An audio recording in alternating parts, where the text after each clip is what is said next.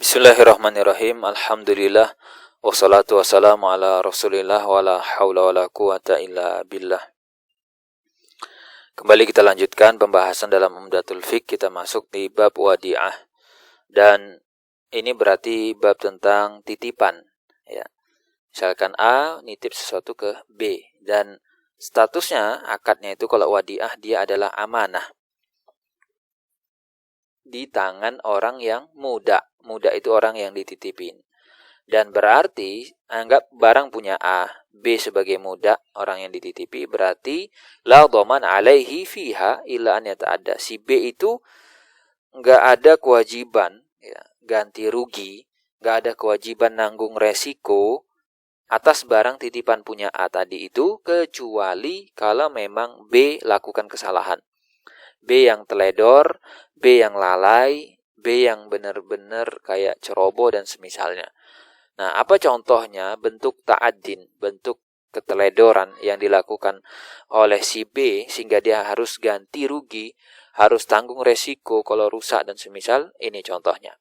Yang pertama adalah lam yahfadha, dia nggak nyimpen di tempat penyimpanan yang semestinya. Anggap dia titip emas, A nitip emas.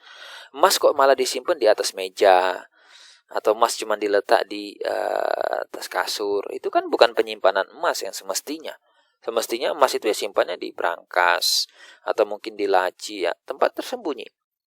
Atau dia nggak nyimpan di tempat yang misal hirzil ladzi umira bihraziha fihi. Jadi, saya titip ini, tapi kamu tolong nyimpennya. Nanti misalnya di tempat ini ya, di yang ukuran gini ya. Nah, dia nggak ikutin itu. Kadang ada barang-barang butuh penyimpanan khusus. Si B nggak ngikutin. Berarti dia nanti itu dianggap sebagai ta'adin. Dia dianggap sebagai teledor. Dia dianggap lalai, abai atas amanah. Au tasarrafa fiha li nafsi, atau kemudian itu dipakai sama dia, digunain sama dia, gitu kan. Untuk kepentingan dia, untuk keperluan pribadi dia. Pengen coba dipakai, akhirnya rusak. Nah, itu dia harus ganti.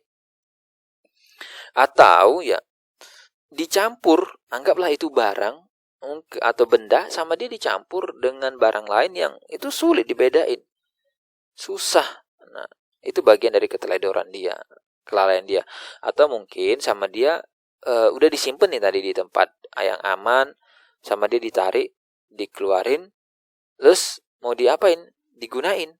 Terus nanti diganti lagi, gitu ya, seperti itu. Anggaplah uang misalkan, atau yang lain misalkan. Dipakai sama dia, kemudian dikembalikan lagi ke tempat itu. Atau mungkin segelnya dibuka. Kadang barang-barang baru atau misalkan disegel sama dia, dibuka segelnya.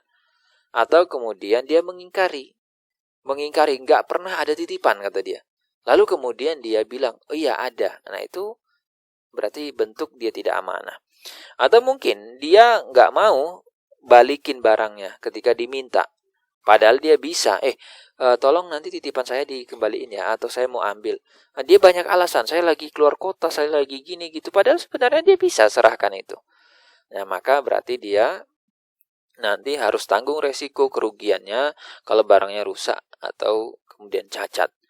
Nah, gimana kalau misalkan dia bilang, ma'audatani, kamu nggak pernah nitipin apa-apa sama aku. Nggak ada pernah titipan ya yang kamu kasih ke aku, kata dia. Nah, kemudian dia bilang, sebenarnya ada, tapi udah rusak. Atau dia bilang, sebenarnya ada, tapi sudah saya kembalikan. Nah, itu tidak bisa diterima pengakuannya. Karena ini kontradiktif sekali dan besar potensi bohongnya itu tercium menyengat. Nah, kalau seperti itu nggak boleh. Lalu gimana kalau misalkan dia ucapkan, malaka indi syai', udah nggak ada lagi titipan kamu di saya. Itu mirip, tapi beda. Kalau yang pertama ini dia mengingkari titipan. Benar-benar si A nggak pernah nitip apapun. Kalau di sini dia nggak mengingkari adanya titipan gitu. A memang pernah nitip ke saya, tapi sekarang udah nggak ada lagi titipan A di saya gitu. Beda ya.